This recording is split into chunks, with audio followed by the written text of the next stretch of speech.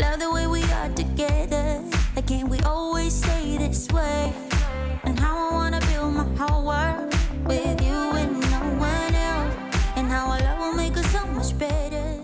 And there will be no more lonely nights.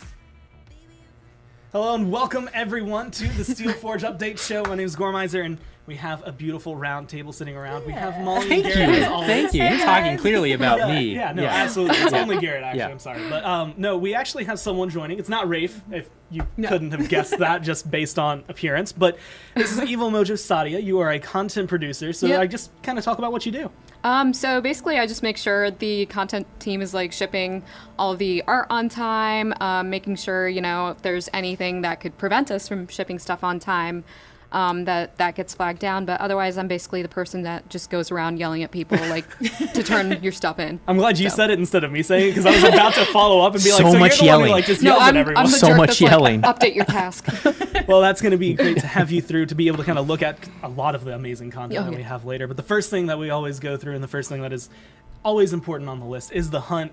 And the actual first list under the hunt that we wanted to talk about is kind of an update just on how we've been doing, because there's been so many bug fixes. I think I'd said this earlier, and it might have hurt your feelings a little bit, but I'm going to say it again anyway. Can't hurt my Probably like feelings. 45 minutes to an hour of just like, if we could compile it, Garrett talking about bug fixes, which is amazing to see, I guess, like the progress that you've made in really such a short amount of time.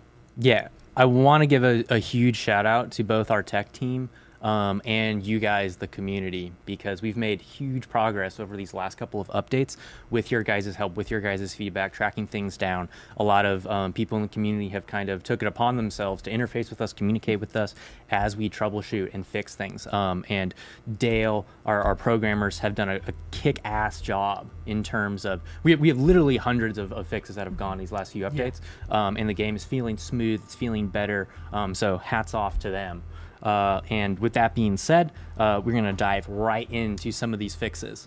And we actually have a lot of incredible changes that are coming up. And before we dive into like all the, I guess, like the bug fixes that are coming through for everything, one of the big features that's actually being added for this update is going to be colorblind mode. Yeah, so this is something that's been a long time coming, and this is something that, while the majority of our players may not notice it, it is super important for players that are affected by colorblindness. So we are adding a couple different versions of a colorblind mode into our game this patch. That And like for those of you that don't know, there isn't just one kind of colorblindness. People's eyes work very differently.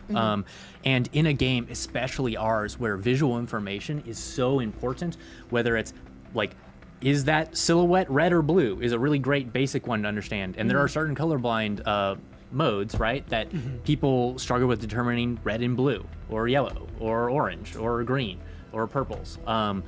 Now, this is our first step into this, so we could probably be better in a couple areas. So as you guys come in and experiment with the modes, please let us know your feedback, because we want to make these as comprehensive as a feature as possible. But that being said, like, really happy to have these in, and it's a huge benefit to the product in general. And funny enough, we were just testing with some pros in our play tests, like literally the best teams in the world right now, and we have players who I guess had varying levels of colorblindness that were like, oh wow, this is awesome. And it blows my mind, because I'm like, wait, we just made like some of these world champions even better now? And I was like, it's a scary thought. Good luck, guys. And also, even if you're not colorblind, if you want to like drop in and play with these settings and check it out, experience paladins and kind of this psychedelic hue of purples and blues or whatever, go get it. It's one of those like interesting things, like if you're not colorblind, because that's the only experience I have with it, it is a very crazy world that you jump into when you see the color corrections that come through. It's been very interesting. I've tried it in the past, like with Smite and things like that, where it can change the game for you. Maybe not necessarily for the better if you're not colorblind, but if you're colorblind, this is going to be a huge update, and it's going to be big for you. We hope so. Another thing that's going to help a different demographic almost completely is that Switch voice chat is now being added as well. So they're going to be able to come in. And I think you said this is crossplay as well. Yeah, this is finally completing voice chat for everyone who is playing in crossplay. And this is something that our Switch Assembly of Champions advocate, Meki, has been talking about for so long. And I'm so excited that we're finally able to get this in. Like, communication is key. Not even in games, guys. It's really important with people in general. Communicate. It's a great thing to be able to now yell at your teammates or kindly congratulate them. No matter what platform they're on. Yeah, no matter what platform they're on. Don't, but you can. Everyone's nice in Paladins. Yeah, no, it's only for congratulations. Don't let me confuse it. No toxic gamers here. No. Correct. That's not one. I actually think that's a blanket rule. It might be in the EULA. I'm not sure. Yeah, you signed it. Yeah, so you got to make sure no yeah. toxicity. And now we can dive in with those 2 big features coming in. We can kind of jump into what are the bigger bug fixes that are coming for this patch. So Garrett, let's do it. You can take it away. Okay, so right off the bat, so a sweeping change to some of our charge abilities. For those of you that don't know, we have a lot of characters with that have what we call a charge ability. Anytime you have like a forced forward movement, and then this is either a dash or like a rocket boots or a Mave dash or a Zen Spite or Fernando charge or shoulder bash or Talus punch. Like these are all classified as a charge in terms of our backend system, and we've fixed and reduced the frequency of what we call a server correction. Yeah. And you probably don't know it by that name, but you probably know it by the experience. So what a server correction is like when you trigger the ability and then your client disagrees with the server on where your character, where your pawn is.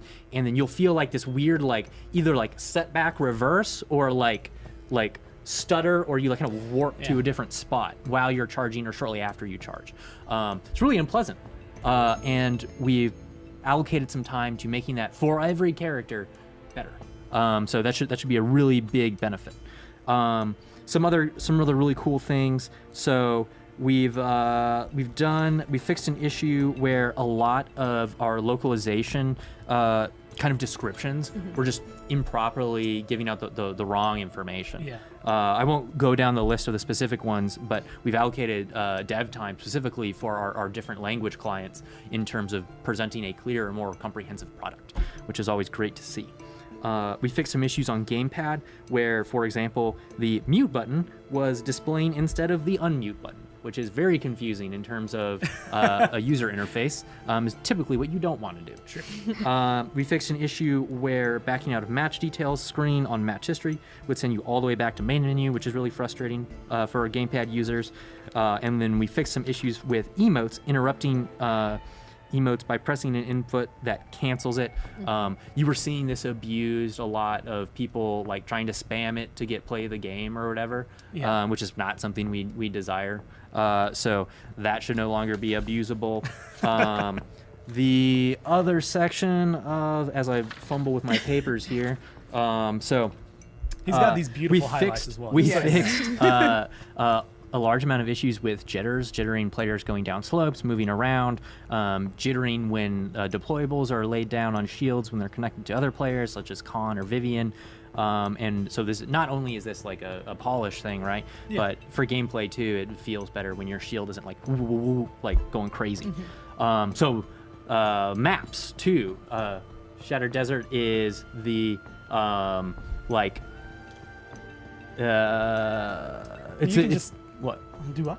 So Shattered Desert is the kind of not newest map. Not newest. As of this patch update, hint, hint. Okay, but we actually need to go to a quick break real fast. Okay. We got to restart some streams. So with everyone tuning in, just stay tuned. Sorry, we'll be guys. right back.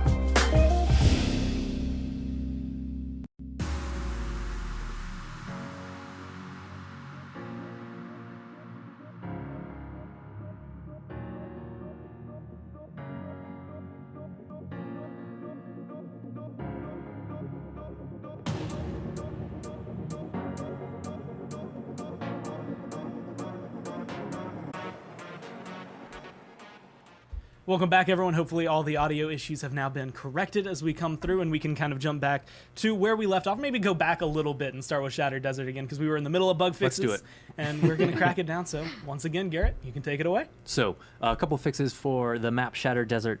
We fixed an issue where players could stand on areas that they really shouldn't have been able to stand on. Get down from there. Yeah, what are you doing? Get out of that tree.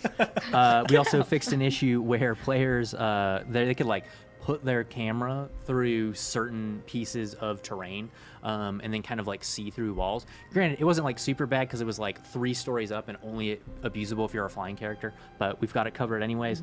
Now, some champion fixes. So there's some really good ones here, guys. And Androxus. So Androxus has had this really hard to pin down issue where like he'll dash into the air, try and fire his ult, and then be locked out. Super frustrating, but we've kind of isolated what was causing that, and we fix it. So no longer will you be locked out of using your Androxus ultimate. Next up, so this actually isn't even really a bug fix. This is mostly a quality of a life thing, where Barrack is getting the shield crack visual effects on all of his shields, where some of them didn't have them before. So you have a visual tell for both Barrack and the players fighting Barrack, like how close his shield is to being destroyed. So now those Wrecker 3 buys are going to feel even more important for those players tearing it down. Yes, absolutely. We fixed an issue where Drogo's Dragon Punch would not correctly play in kill cam. So it's like if you've ever been killed by Drogo's and then watched his kill cam as he just like air runs towards you and then like bumps into you and you die instead of playing the full Dragon Punch like thing. That's what that fixed. So great little polish fix there. We fixed an issue where Furia's Wings of Wrath projectiles would sink banished targets. Thank you, Atlas, for ruining everything.